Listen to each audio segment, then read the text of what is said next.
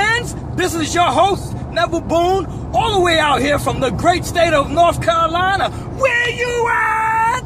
I'm here to do my first blog for Teach Now. It's going to be a very interesting blog, a blog on educational topics. So I want you to sit here, I want you to enjoy yourself just as much as I enjoy making this blog. So sit back, relax, and let's begin with laws and policies.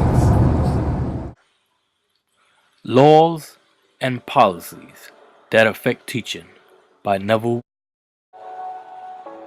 On the day we were born, the first thing we saw coming out of a warm place of comfort was the welcome arms of our parents.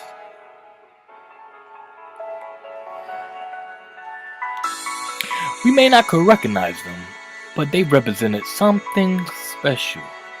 We live in a time where things are so complicated, we wonder what to do. We wonder if we should stop, go, back up, or continue. You see, as we got older, meaning toddler age, we wanted to try to fit into society as best as we could. So we learned to hold our bottles. We learned to crawl. We learned to walk, talk, and build a cultural bond with our parents and community. But something was missing. School. During the early periods of the United States, life was a bit cruel, misunderstood, and school life was not what it is today. We had written laws, but it was only fair to a certain group of people.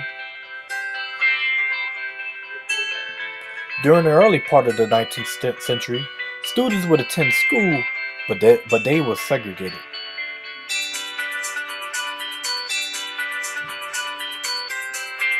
Times sure was tough if you was brown, red, or if you was just plain old different. The Civil Rights Act of 1964, which ended segregation in public places and banned employment discrimination on the basis of race, color, religion, sex, or national origin, is considered one of the crown legislative achievements of the Civil Rights Movement.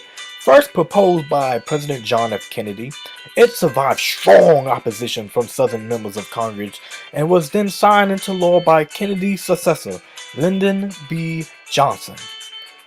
Congress expanded the law in the act and also passed additional legislation aimed at bringing equality to African Americans, such as the Voting Rights Act of 1965. The Civil Rights Act was monumental in ending segregation in school, but it had its cost. The cost was the death of these great men and many, many, many others. Though segregation was over, true reform was needed. This would lead us to the No Child Left Behind Act and the Individuals with Disability Act. The No Child Left Behind Act bill was passed during the Bush administration during the year 2002. The act was an upgrade from the status quo, but it needed more fine-tuning. So in 2007, the bill was further upgraded. The Individuals with Disability Education Act is a law ensuring services to children with disabilities throughout the nation. IDEA governs how states and public agencies provide early interventions, special education, and related services to more than 6.5 million eligible infants, toddlers, children, and youth with disabilities. The Reauthorized Individuals with Disabilities Education Act was signed into law on December 3, 2004 by the President George W. Bush. The provisions of the act became effective on July 1, 2005, with the exception of some of the elements pertaining to the definition of a highly qualified teacher that took effect upon the signing of the act. The final regulations were published on August 14, 2006. So this leads us to our next question. How laws and policies impact teachers' day-to-day activity? Teachers do not have to teach one race, one gender, or even one class of students. See, teachers do not have to feel the effects or be put in a situation where they have to feel discriminated or alienated.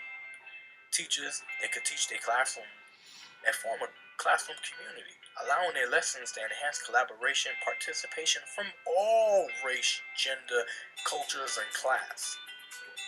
Teachers who work with students with disabilities have to be highly qualified in order to do so.